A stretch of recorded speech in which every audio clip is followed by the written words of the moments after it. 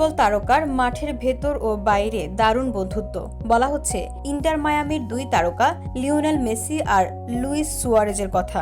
আর এবার সেই সুয়ারেজ মুখ খুললেন এক রোমাঞ্চকর কথোপকথন নিয়ে, যা শুনে উন্মাদনায় ভাসছে আর্জেন্টাইন সমর্থকরা।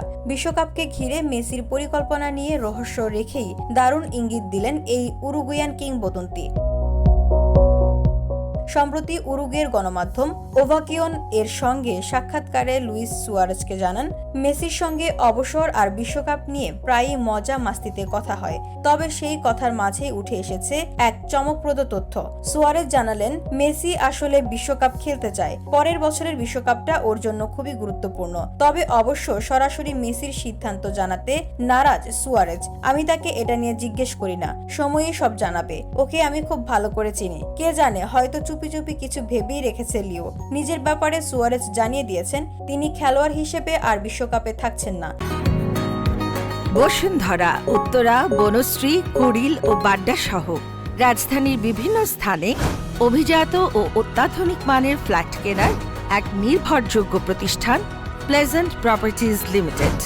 তাই আপনার স্বপ্নের আবাসনের জন্য আজই যোগাযোগ করুন। Pleasant Properties Limited, where destiny matches eventually.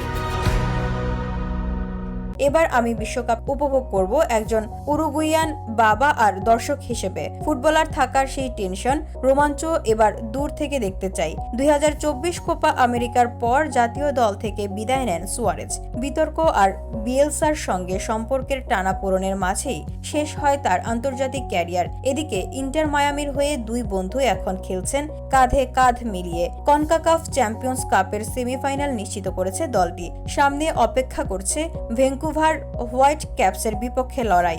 MLS-এও মায়ামির performance বেশ ভালো। শেষ ম্যাচে গোল শূন্য ড্র করলেও টেবিলের শীর্ষ দল কলম্বাস ক্রুর সঙ্গে ব্যবধান মাত্র 3 পয়েন্ট। আর আসল চ্যালেঞ্জ আসতে চলেছে বছরের সবচেয়ে বড় মঞ্চে, ক্লাব বিশ্বকাপে, যেখানে গ্রুপ A-তে প্রতিপক্ষ পালমেইরাস, পোর্তো আর আল আহলি। VOD Bangla news desk.